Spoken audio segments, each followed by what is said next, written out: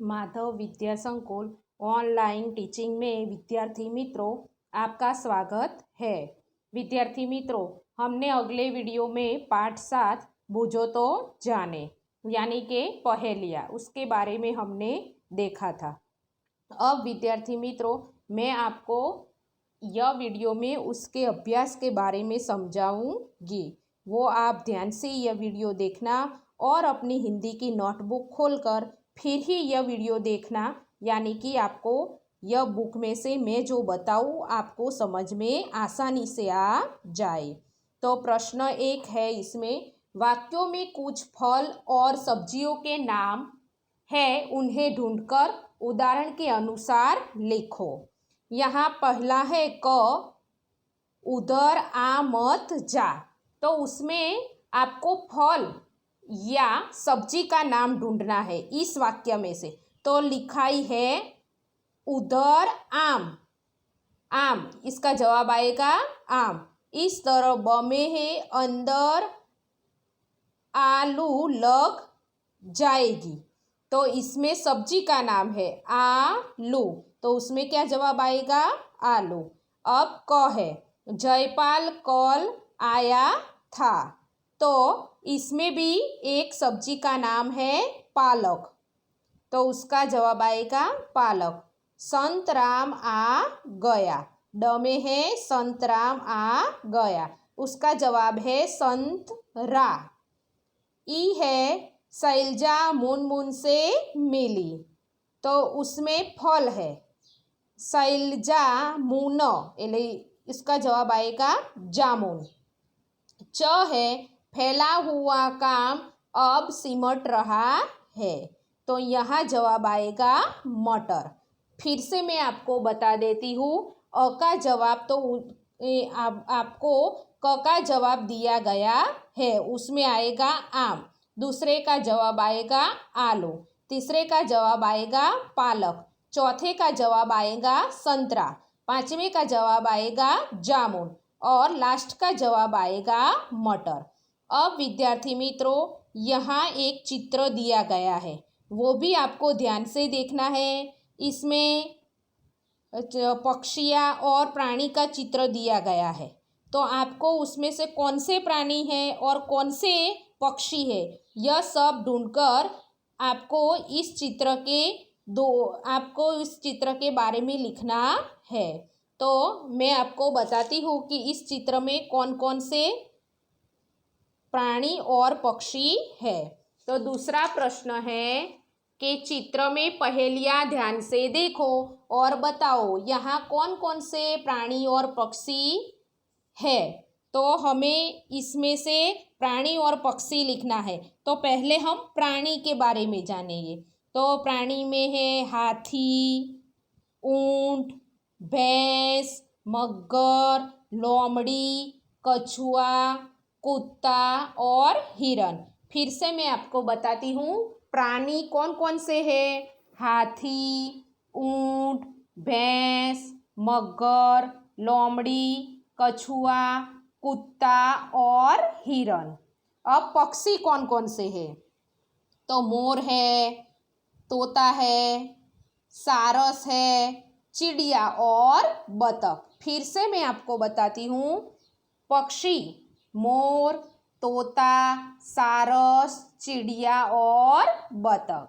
अब विद्यार्थी मित्रों, आगे है तीसरा प्रश्न।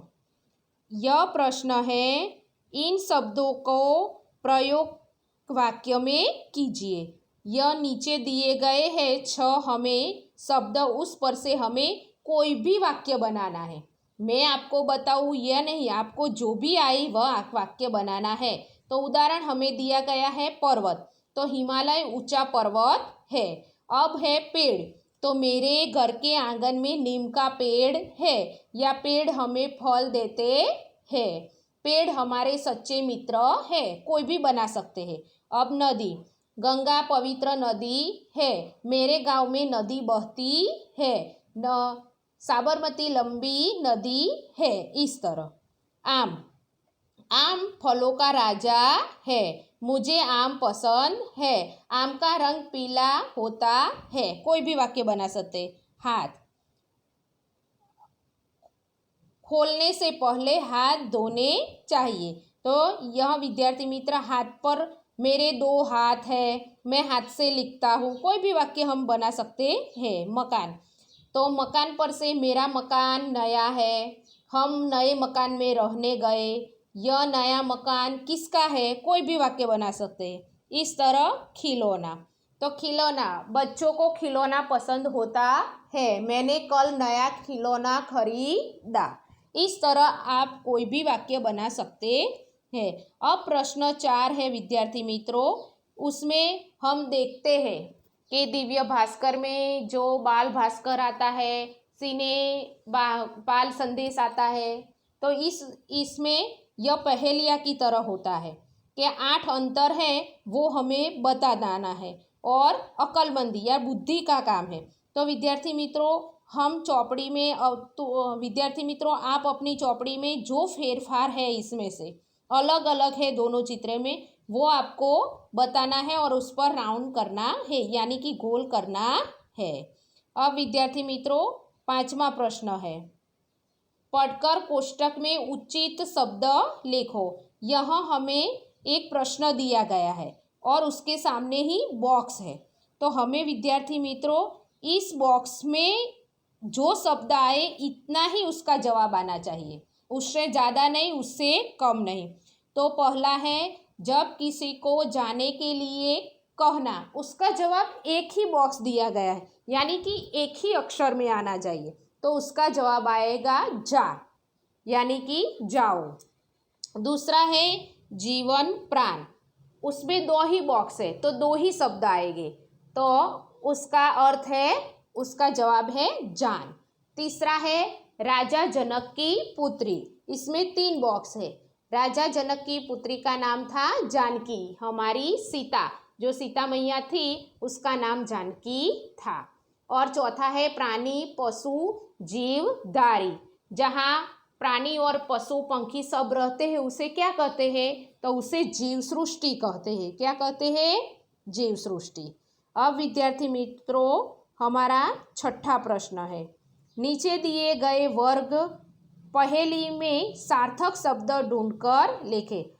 यहाँ हमें जो कोष्टक दिया गया है उसमें से उचित शब्द ढूंढकर उस पर हमें राउंड करना है, यानी कि कोई भी शब्द बना सकते हैं लेकिन उचित शब्द उसका अर्थ होना चाहिए। तो मैं बताती हूँ उसका अर्थ।